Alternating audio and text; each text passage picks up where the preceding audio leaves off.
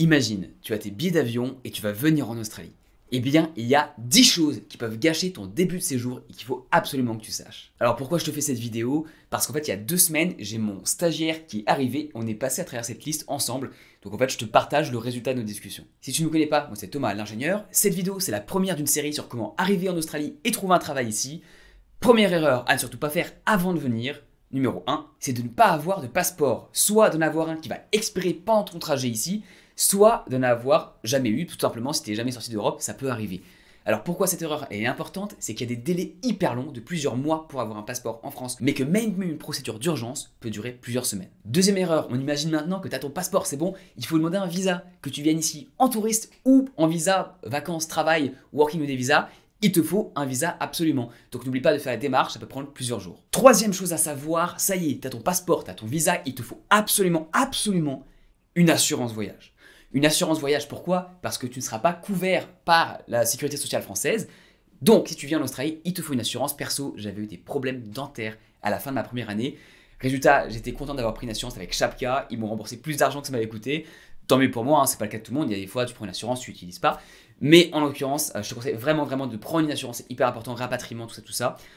J'ai un partenariat avec Shapka, donc il y aura le lien en description. Je crois qu'il y a 5% off pour la communauté. Donc, bref, je te mettrai tous les liens en description et ce qu'il faut faire, mais que ça soit celle-là ou une autre, prends-en une vraiment, surtout ne pars pas sans une assurance. Quatrième chose absolument à savoir, on est toujours sur les papiers, mais on va partir sur les trucs plus marrants après. Si jamais tu viens pour travailler, notamment en stage ou en contrat, et que tu as déjà un contrat avec l'entreprise, il faut absolument qu'il soit signé. Exemple, mon stagiaire, il arrive, si le contrat n'était pas signé avec son école et lui-même et moi, eh ben, il n'aurait pas pu commencer légalement à travailler pour moi et ça aurait été embêtant quand même. Donc si tu arrives et que tu es censé avoir un contrat avant de venir, assure-toi de l'avoir vraiment signé et valide. Cinquième chose à savoir avant d'arriver en Australie, l'Australie pendant la crise de la pandémie mondiale de Covid a été extrêmement conservatrice et ils veulent s'assurer que toute personne qui vient a été vaccinée. Donc, ils demandaient jusqu'à très peu longtemps des documents, vérifie, va sur le site de l'immigration, sur le site du gouvernement, est-ce qu'il faut un certificat de vaccination avant de venir? Et si oui, fais-le, ce serait dommage de te faire embarrer à l'immigration juste à cause de ça. Sixième astuce, on arrive dans le plus pratico-pratique, ça y est, enfin, il te faut un adaptateur. Un adaptateur, c'est important parce que les prises en Australie ne sont pas les mêmes, je mets des photos françaises et australiennes, donc il faut un adaptateur. Si tu veux la petite astuce perso, tu prends un seul adaptateur et tu ramènes avec toi une multiprise française, donc une pour 3 ou une pour 4. Comme ça, si tu as un téléphone, un ordinateur, une tablette ou peu importe ce que tu as, une caméra que tu veux recharger les batteries, tu peux tout mettre sur ta multiprise que tu vas juste brancher à un seul adaptateur. Septième astuce, elle est importante, c'est sur l'argent et elle est sous-estimée. Alors mon stagiaire, il est arrivé, je lui ai dit de le faire, il n'a pas forcément fait, il s'est retrouvé, il a dû avoir des frais en plus. C'est quoi? C'est d'avoir 200 à 300 euros sur toi en liquide converti en dollars australiens. Évidemment, la monnaie n'est pas la même. Donc là, je vais te sortir un billet. Ils sont marrants parce qu'ils sont à moitié transparents.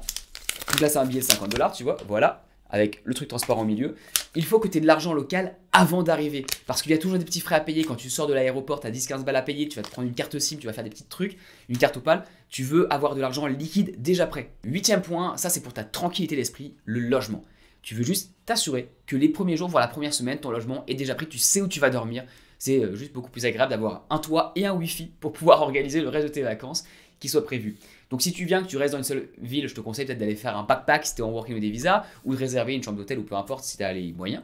Mais vraiment, assure-toi d'avoir déjà ton logement qui est réservé à l'avance, payé si possible. Comme ça, au moment où tu arrives, tu n'as pas de problème, tu sais que tu peux te poser, mettre tes affaires, dormir à cause du décalage horaire et préparer le reste de ton voyage. Neuvième chose à savoir en arrivant en Australie, c'est que si tu as un problème ici, tu seras tout seul. Notamment si tu perds tes documents, tu ne les auras plus et tu ne vas pas pouvoir refaire venir des documents de la France. Donc, l'astuce numéro 9, c'est que je te recommande vraiment de scanner ou de prendre des photos de tous tes documents importants, ton passeport, etc.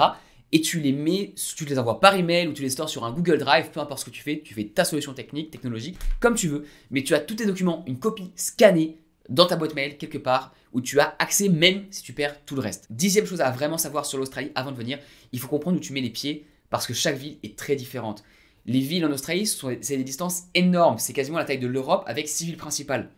Donc si tu viens à Sydney, tu auras un temps, comme tu peux te l'imaginer de l'Australie, relativement chaud en été et froid entre guillemets vers 10-15 degrés l'hiver. Mais par contre, si tu vas à Melbourne, il va pleuvoir beaucoup plus souvent, il fera beaucoup plus froid. Si tu vas à Brisbane, il fera beaucoup plus chaud toute l'année, même en hiver, il fera vers les 20 degrés.